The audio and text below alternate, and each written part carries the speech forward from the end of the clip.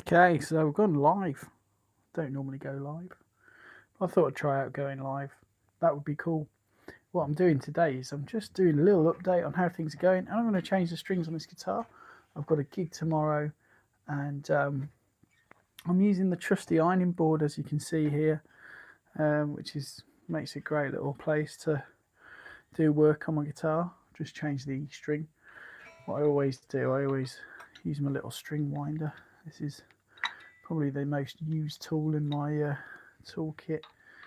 So I'm just going to go, I'm doing it string by string. There's no reason why you can't just take them all off on a Telecaster. I've got these, this Telecaster's great. It's one of those Squire classic vibes.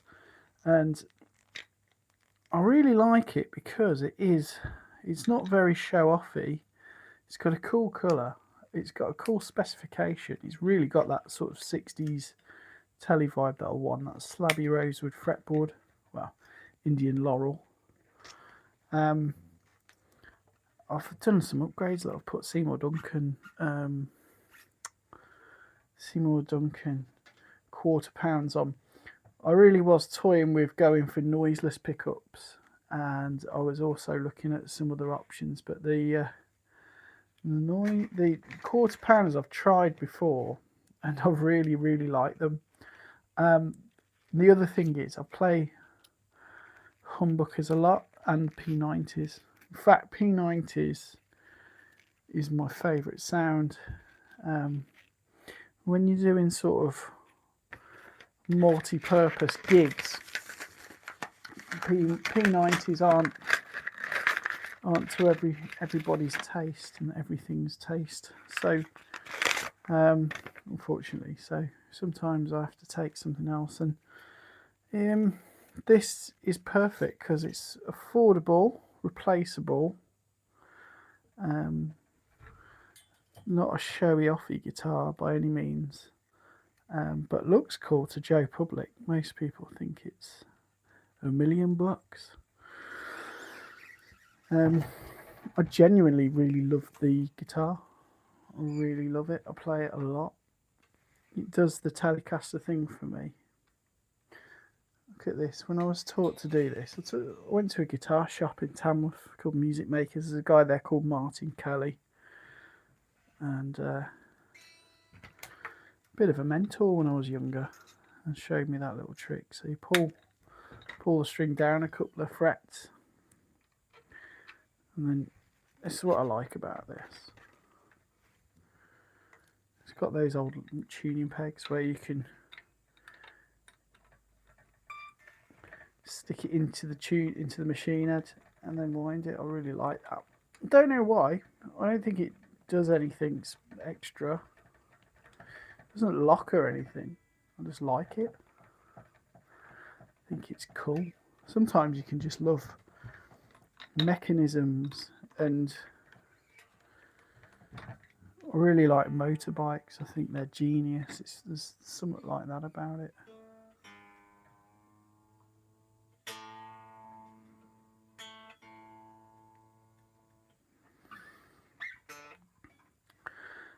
So this is my first live stream. I'm learning a lot about the algorithm and YouTube, and I've only been doing it for like a year. But I'm trying to get to trying to get the subscribes up. I found that what I've done, I was getting a lot of hatred from people, from the trolls. And I put this setting on my videos where you could stop, it was like moderation of comments, and you could stop hatred, which I thought, that's really cool. And what happened was, not the subscribes, but the viewing and the interaction slowed down. And as a result, the growth of the channel slowed down just a little bit. So I found that the algorithm runs off hatred, which is quite interesting. Well, it doesn't. It runs off interaction, but unfortunately, some of that involves people trolling. And and that's okay. I can live with that. But I just didn't know, so I've gone back through my videos and put it so that you can actually be horrible to me again, and that's good for the algorithm. It keeps the world evolving, which was a realization I've had this week. This is it's called a in tune bridge by a company called Goto. Goto are cool. They do some good stuff. But if you look really carefully, it came with Goto. It came with some Goto bridge saddles, but I've put a Geica bridge saddle. I've got a Geica bridge saddle here. I actually prefer the Geica bridge saddles purely because there's a real precision element to how the strings come from there. But what I found was, you've got this real accuracy there of where the strings go over they go over and they intonate. What I've also found is that this one isn't as close to the edge of the fret, and it really annoyed me. But I was playing and this just kept slipping over the edge of this string. It'd be interesting to know if anybody has that experience with the Goto. I did have a little look on a forum, and there's nothing wrong with forums. I found that a few people had that experience. I say nothing wrong with the forum. I like mechanics, and I was doing some work on my van this weekend.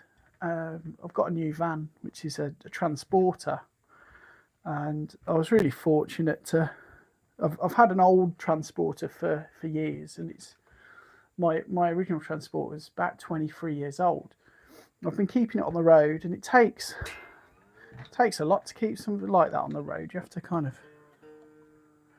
spend a couple of weekends a year just welding it and fixing parts. So this new transporter should eliminate that. But I had to do the cam belt. My brother helped me, but I read the forums before doing it, and oh my god, I spent the whole thing worrying about doing this wrong or that wrong or this wrong, and it just become a stress. So if I'd have just followed the manual and done it, my whole life would have been easy, my outlook would have been easier. But it was just stressful. So never read the forums, or when you do, take it with a pinch of salt. I had a professional mechanic with me doing it. He's my brother.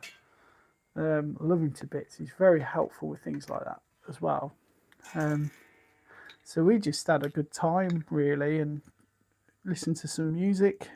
I'll tell you what we listened to. We were talking about The Whipping Post by the Allman Brothers, which is great. Like, it's just from the Fillmore. It's like one of the great guitar kind of recordings. And there's a cover that's come out by Zach Brown Band, and it's got Marcus King playing on it and singing on it. That guy is just amazing. He's just amazing. And we were talking about, what's the best version of The Whipping Post? Who did it best? And it's really hard to work it out, but we think, between me and Tom, we were thinking that the Frank Zappa version from the 80s, right, with a guy called Bobby Martin singing. He plays keys and saxophone for him.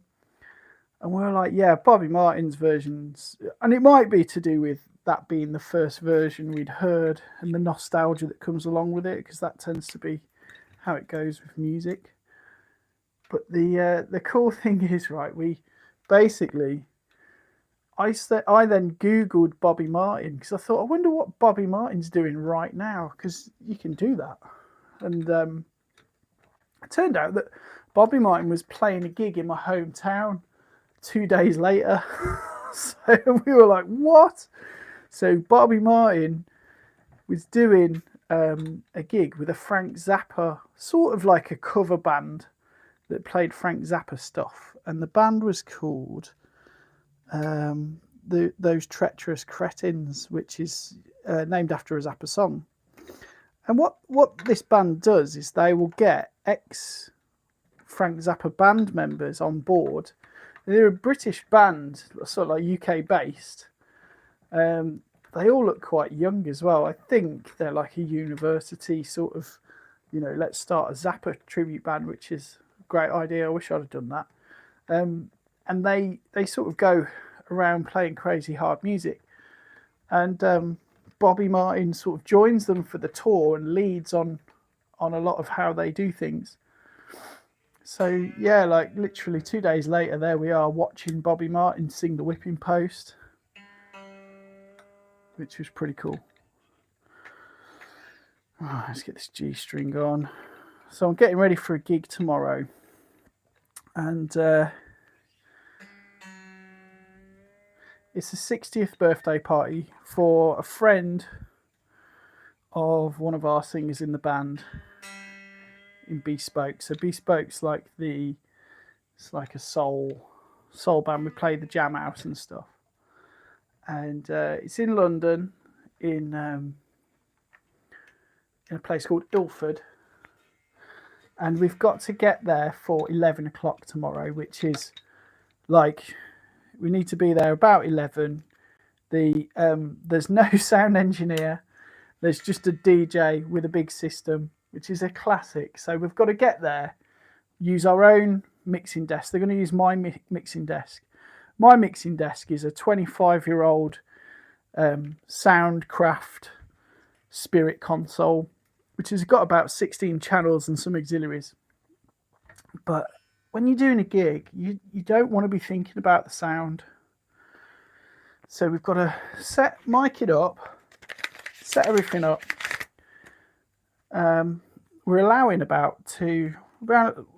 if we get there at 11, we've got to be out of there by 3. We've got about 4 hours of sort of messing around to get the sound right. There's 5 of us. It shouldn't be a problem. We can all do it in the new van as well, which is cool. So that keeps costs down.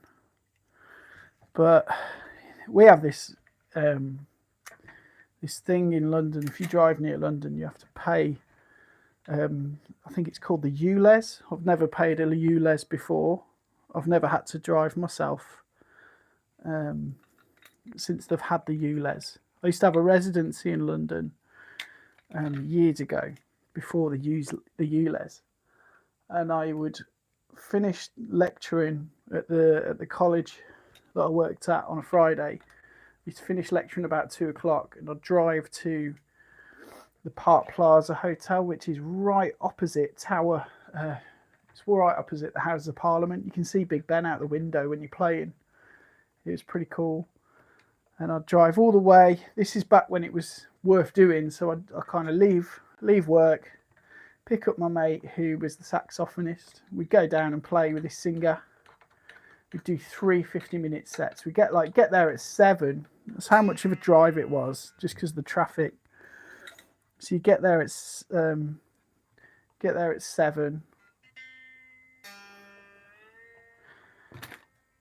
They'd prepare us quite a good meal, and then we'd play, take a 10-minute break. The singer would get changed, play again, and then leave, get home in the early hours. And I think we got about £120 for that every time, which was just like, what?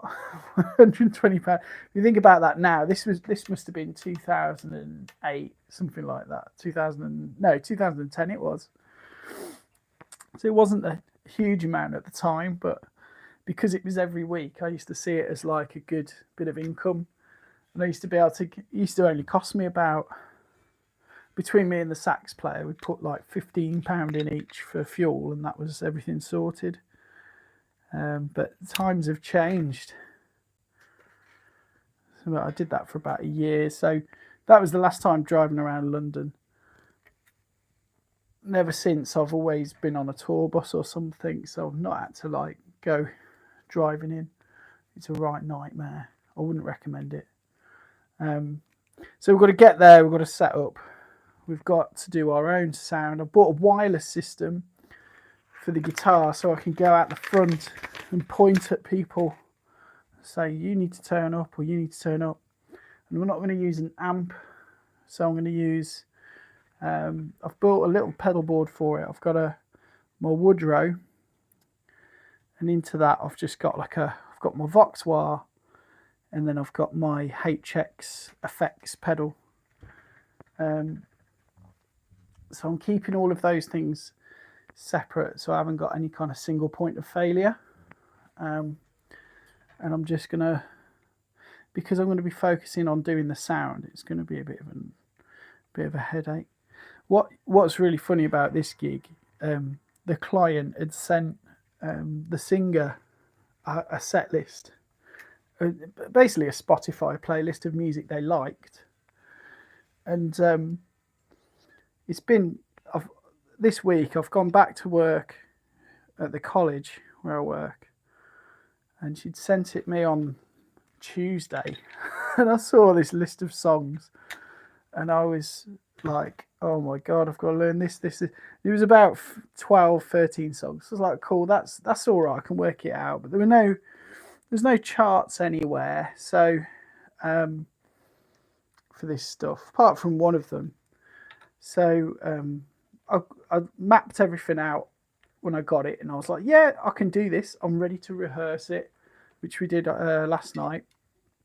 Well, we were going to last night, and I got to the point where it was starting to do my head in a little bit. There was a song in there from like a gospel song, and it was like a chord every bar, crazy chord every single bar, and I couldn't. I was just like, okay, I'm gonna have to simplify these chords because they're all slash chords, so there's a separate bass line going on.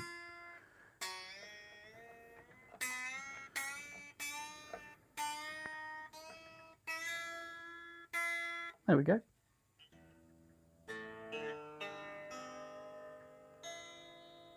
So now I'm going to stretch these out. Yeah, so it was one of them where I was starting to get stressed about the whole situation.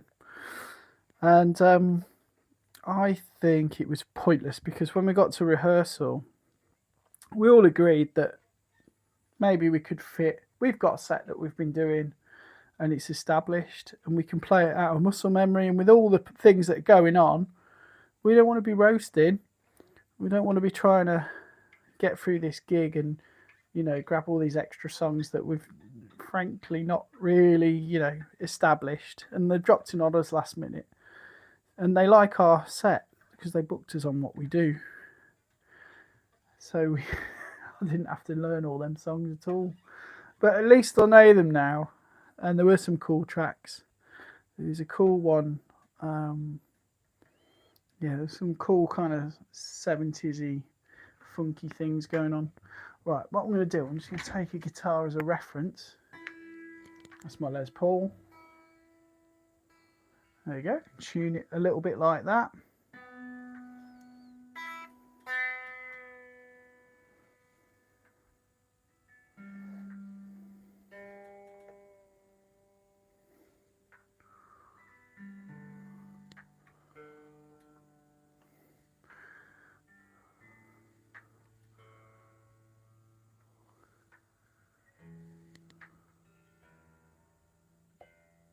There we go. I'm going to play that in a bit, and we should have something going on. What I'm going to do, I'm just going to reorientate this now. There we go. Cool. So I've got some questions on here. I'll just answer them. And if you've got any more questions, I'm happy to answer them for the next couple of minutes. So I've got from Trevor, what telly is that? Right, Trevor. So this is a Squire Classic Vibes 60s telly, and it's it's in a special colour that I got from Anderton's. It's called Candy Tangerine. So that's what it is. It's got a lot of the 60s specifications that I like. So I really like those slabby rosewood fretboards. So you might be able to see it there. It's it's quite thick on there.